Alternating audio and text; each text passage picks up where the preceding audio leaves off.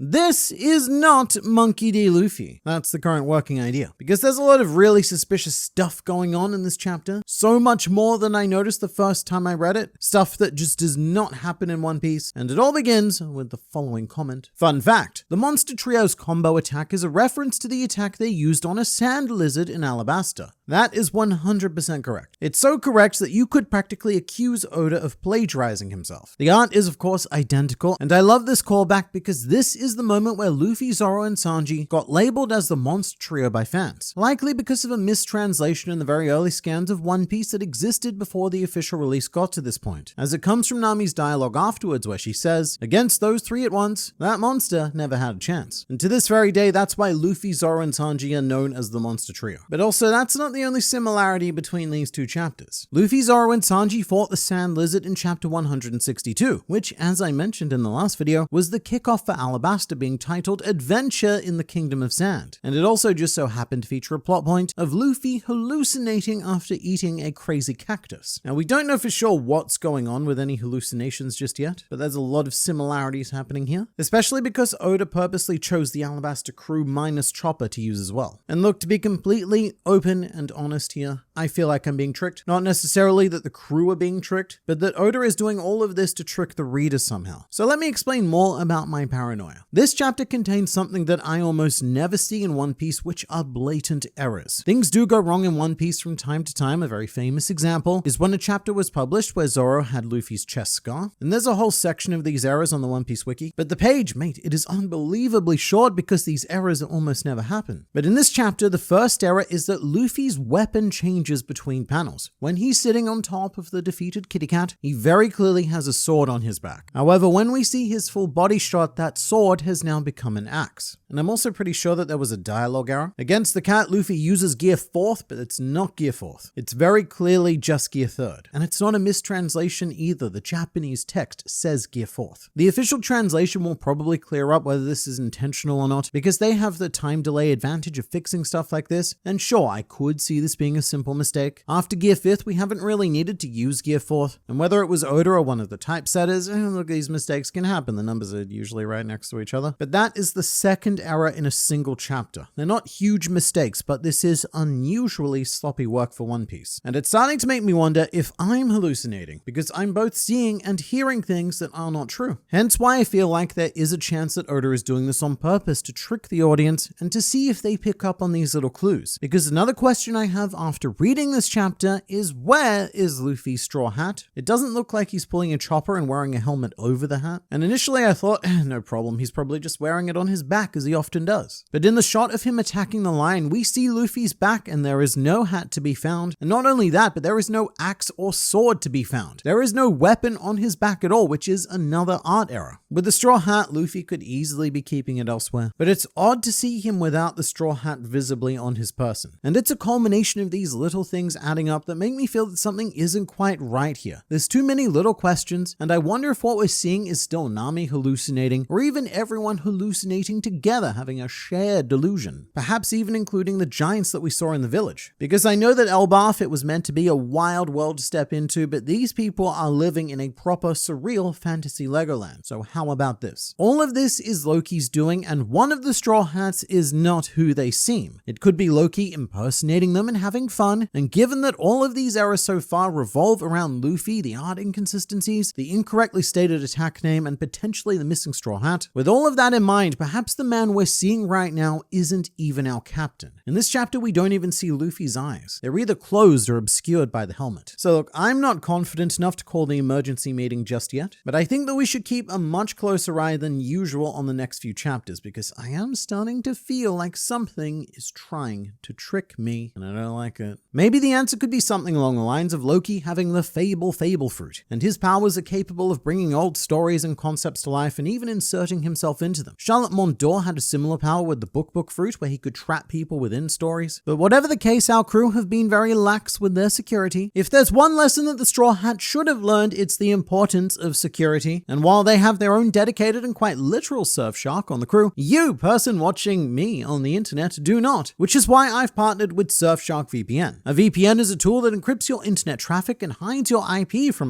people looking for all of your business. And to put it simply, using the internet without a VPN is like going out in public without your pants. Everyone can see your pearls and your geen. Remember the last time Krieg did that? It didn't go well. But Surfshark is here to protect your modesty, hiding your IP, preventing ISP throttling, and keeping your online activities hidden. It also helps you access censored content. Because even now, on the day it is that this video is being published, sometime in 2024, the entire online media landscape is still subject to geo-blocking. There are channels that I can't watch on YouTube because they're blocked to Australia. Or at least, that's what they think. Because they are powerless to halt my surf and my shark, allowing me to select any country that I want to be from, and then I become it, able to access all of the content that I, man on the internet, probably don't deserve, but definitely do want. As do you, which you can receive by downloading Surfshark through my link in the description, which comes with a 30-day money-back guarantee. You don't like it, you just chuck the shark back in the sea. No worries, mate. But you will, and absolutely use my promo code GLR to get an extra 4 months free. And thanks so much to Surfshark for sponsoring this video. It's because of partners like them that we're able to bring you the best fictional pirate content possible as often as possible. So definitely give them a go. But for now, it's back to you, me. And also, I'm kind of stuck on the tree. The Yggdrasil, it just looks so small and so thin. And every time we've ever caught a glimpse of this tree, it's been so colossal that no frame in media history has been wide enough to capture its full girth. So maybe we are in a story of Elbaf from the past, which is why the tree we're seeing is smaller, but also another thing. And I actually think this is more likely, but one of the classical depictions of Yggdrasil does show a massive tree holding up an entire civilization with its thinnest toppest point almost looking like a completely separate tree. So maybe in our absinthe-induced stupor, we haven't just already made it to Elbaf, but we have ascended to the top of Yggdrasil. And what we're seeing right now is the very peak of that tree, a different realm to the lower one. And the other half of the Straw Hat's going to explore that lower part, which we're more familiar with. There's so many questions, and every time I reread this chapter, I only have more questions, which is wild because on paper, not a lot happens in this chapter. My review is mostly focused on outfits. But if you look at the actual drawings and the words on said paper, there's a pretty ridiculous amount happening here, whether it's intentional or not. And another thing that could indicate that we're quite high right now, and in more ways than one, is the frequency in which we're hearing about gods. In this chapter, we hear both about the ear god and the sun god. That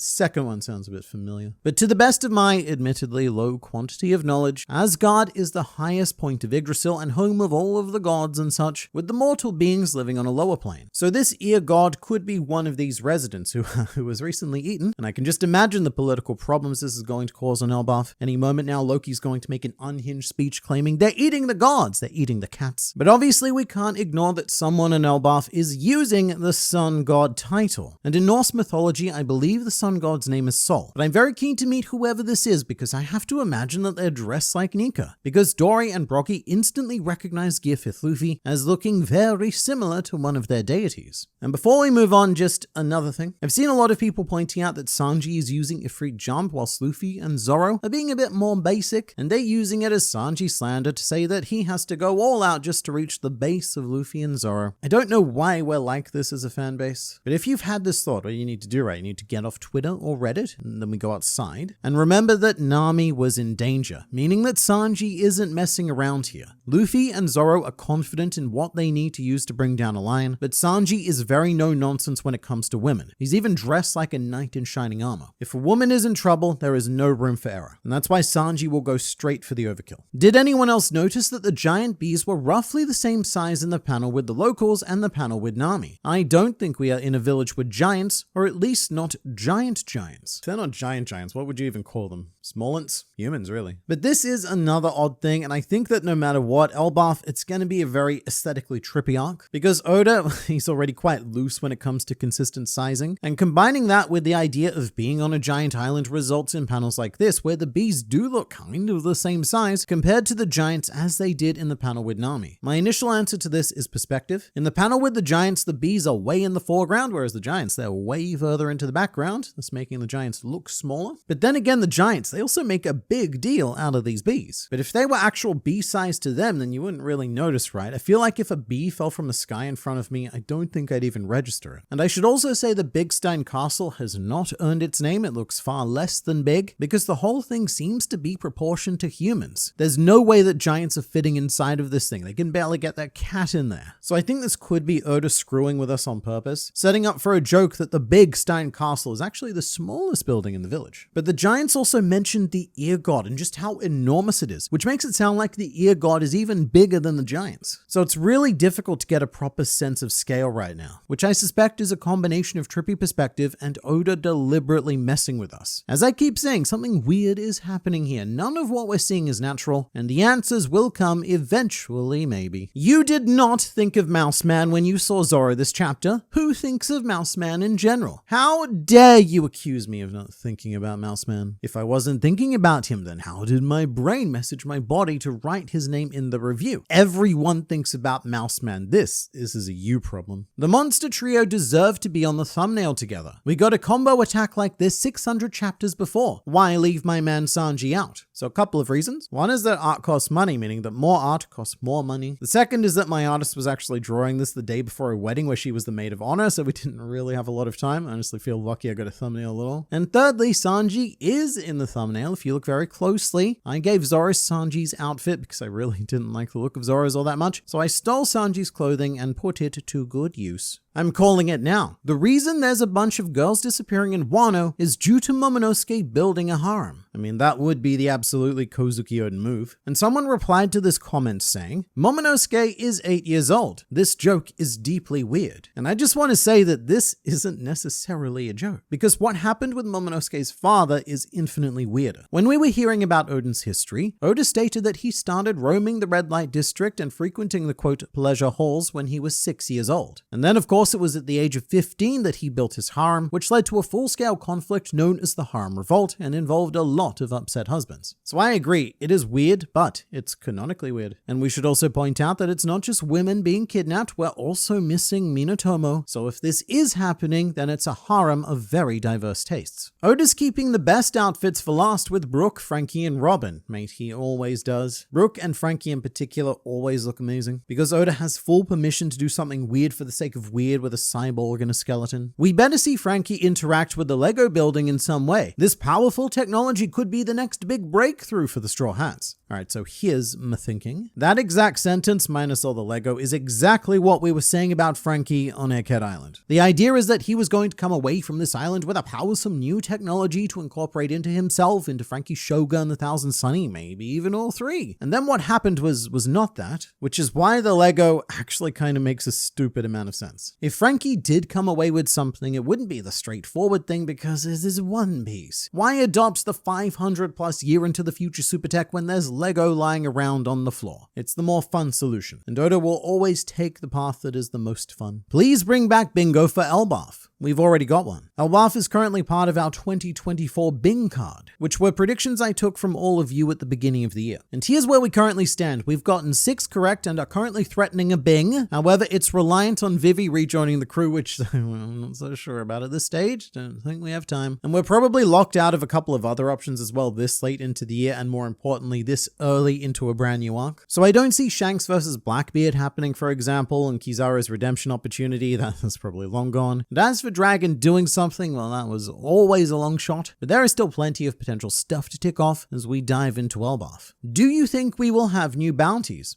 Yes and no. Usually new bounties happen at the end of arcs or in the in-between sections of arcs. And after the Egghead incident, I definitely think that the Straw Hats have earned a bounty increase. I just don't know how you get away with keeping Luffy at 3 billion after that, as well as the rest of the crew, because they've now caused one of the single worst incidents in world government history. But my thinking is that we might skip those bounties for now, because we're heading to an isolated island. And maybe once we get off Elbaf, we'll learn what Egghead did to the value of the crew, which I think would hit a bit harder because it's been 2 years, but Luffy's 3 billion berry bounty still seems way too recent for me. And say we're on Elbaf for another 2 years, then that'll make it 4 years between new bounties, and it'll just smack that little bit more good. That's, sometimes I'm not good with words. And also, that could potentially be Luffy's final bounty increase going into Laugh Tale and such. And it also gives those around him more time to build up their notoriety if needed. Luffy currently has the lowest bounty of the modern 4 emperors, and I think that Oda would prefer it to stay that way in order to keep Luffy in that underdog position. And at this stage, for a bounty increase to actually mean anything, we're looking at big numbers. There's not a lot of places to go from 3 billion, and I reckon that we would be looking at crashing that 5 billion mark and really encroaching on the numbers of Roger and Whitebeard. But also, Luffy can't just leave everyone else in the dust. This time on Elbaf, this gap with us from the world, could give Blackbeard some more time to build himself up. Buggy and Crossguild can still climb higher with their opposing bounty system, and maybe even Shanks. This is looking way too far ahead right now, but we could leave Elbaf, get a new set of bounties, and discover that, say, Blackbeard is now the highest valued emperor for some incredibly shocking incident that took place while we were playing with Lego. The other interesting thing to figure out will be whether or not Elbaf adopts an act system like Wano, but also like Egghead Island. Egghead wasn't broken into literal acts like Wano, but there was a very distinct Act 1 and Act 2, which were Day 1 and Day 2 with that overnight time skip in between, whilst we spent time elsewhere in the world with the Garps and the Sabas and the Shankses. So I guess there is also a possibility that Oda incorporates the rest of the world into the Elbaf arc, because even outside of that time skip, Egghead was a very global affair. I'm not too sure about that though. Something like that worked really well for Egghead Island because it was a Nexus arc that was building up to one big global communication, so it made a lot of sense to keep the rest of the world involved at every step. But Elbaf, I guess it's too early to judge, but I would assume it's more like Wano, an isolated island with its own thing going on, and constantly cutting back to the outside world might ultimately harm that idea. So for the foreseeable future, I think that we should be looking exclusively at Elbaf. However, Eiichiro Oda, mate, you are more than free to surprise me with whatever the crap you want to do anywhere else as well.